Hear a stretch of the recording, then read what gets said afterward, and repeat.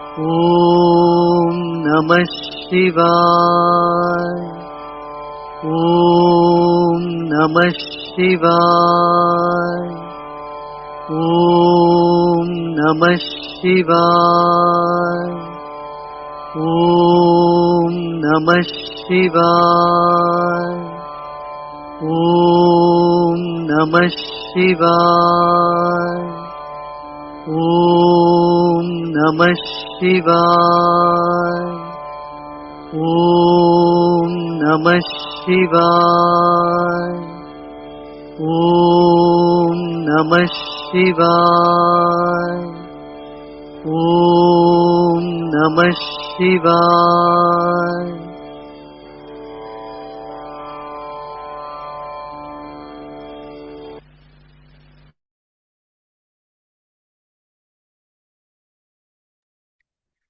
കണ്ണുകൾ അടച്ചു വെച്ച് ശ്വാസത്തിൽ ശ്രദ്ധിച്ചുകൊണ്ട് ധ്യാനം ചെയ്യാവുന്നതാണ്.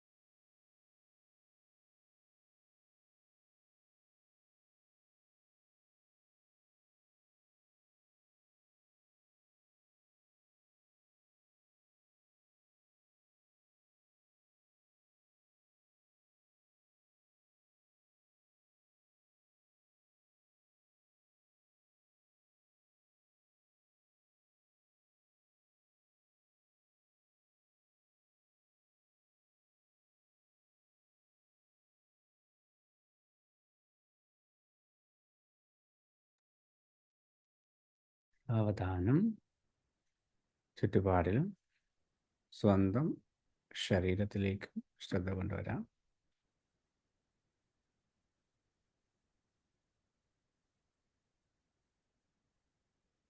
ഒരു ദീർഘശ്വാസം ഉള്ളിലേക്ക് എടുക്കാം, പുറത്തുവിടാം.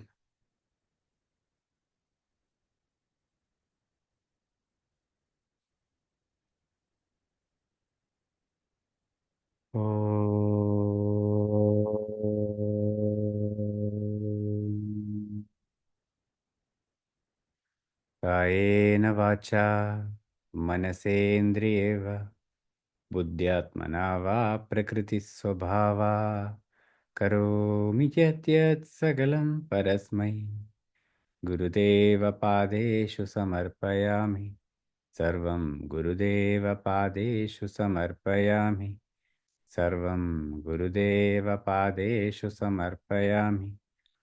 ഓം സർവേ ഭവന്തു സുഖിനഃ, സർവേ സന്തു നിരാമയ, സർവേ ഭദ്രാണി പശ്യന്തു, മാ കശ്ചിത് ദുഃഖഭാഗ് ഭവേത്. ഓം ശാന്തി ശാന്തി ശാന്തി. കണ്ണുകൾ അടഞ്ഞു തന്നെ ഇരിക്കട്ടെ. നമുക്കെല്ലാവർക്കും ഈ സകല ചരാചരങ്ങളുടെ നന്മയ്ക്കും ഈശ്വര സാക്ഷാത്കാരത്തിനും വേണ്ടി എല്ലാവരെയും അനുഗ്രഹിക്കാവുന്നതാണ്.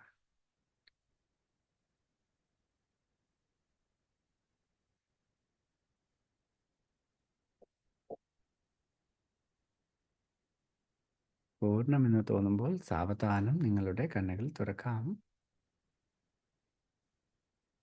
ജയ് ഗുരുദേവ്. എല്ലാവർക്കും നമസ്കാരം.